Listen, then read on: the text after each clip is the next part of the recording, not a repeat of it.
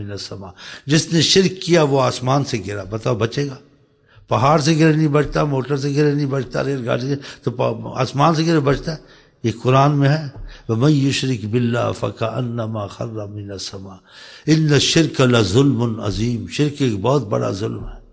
وَمَن يُشْرِكْ بِاللَّهِ فَقَدْ حَرَّمَ اللَّهُ عَلَيْهِ، جو شرک کرتا ہے خدا کی جنت اور رحمت اس پر حرام ہے، بتاؤ۔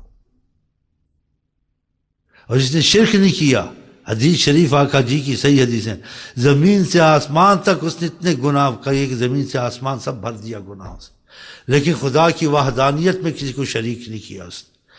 تو آقا جی اللہ تعالیٰ بے قرابہا، جتنا اس نے بھرا زمین آسمان کو گناہوں سے، اتنی میں زمین آسمان کو رحمتوں سے بھر کے لے کے آؤں گا۔ اب بتاؤ۔ اور کہا شرک اخفا من دبیب النملہ، چیونٹی کی چال سے زیادہ باریک ہے، بتاؤ۔ چیونٹی کی چال جانتے ہیں کتنی باریک ہوتی؟ ایک حدیث میں کالی رات کالی پتھر پر کالی چیونٹی چلے دکھے گی، کہ اس سے زیادہ باریک ہے۔ جس چیز میں شرک میں اختلاف ہو جائے، سمجھ آئے ٹھیک ہے، نہ آئے چھوڑ دے۔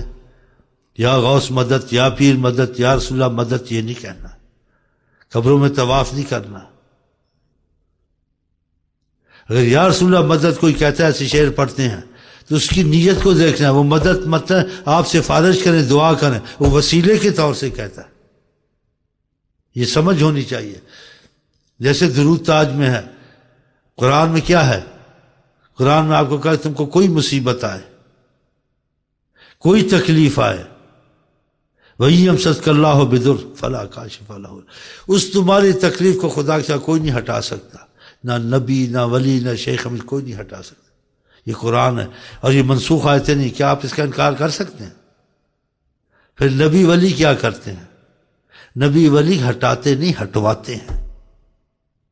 اب سمجھیں، ان کا مرتبہ ہے، وہ ہٹاتے نہیں۔ اگر خود نبی ولی ہٹاتے تو آقا جی دعائیں مانگتے، کہتے جا ہو گیا۔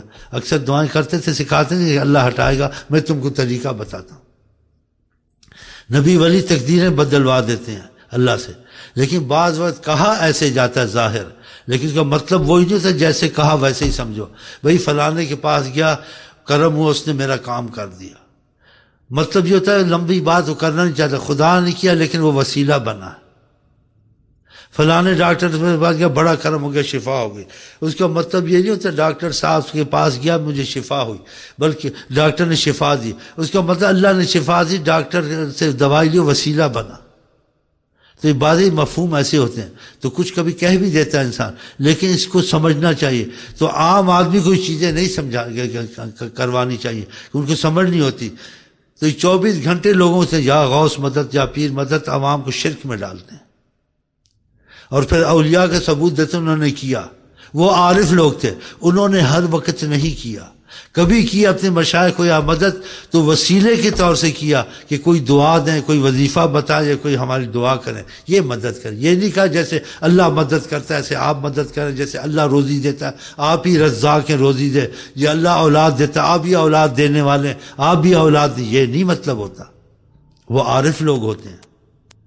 اگر عارف کاملین کوئی بات یا رسول اللہ مدد جیسے کہتے ہیں، ان کا مطلب عوام کی طرح نہیں ہوتا کہ جیسے انہوں نے قصیدے میں ذکر بھی ہے، کم ابرأت وصبا باللمس راحته واطلقت اربا من ربقة اللمم واحیت السنة الصحباء عداوته حتى حقت غرة في العاصر الدهم۔ کتنے مریض اچھے ہوئے اور کتنی قحط سالیاں رفع دفع ہوئیں اور لوگوں پہ کرم ہوا۔ یا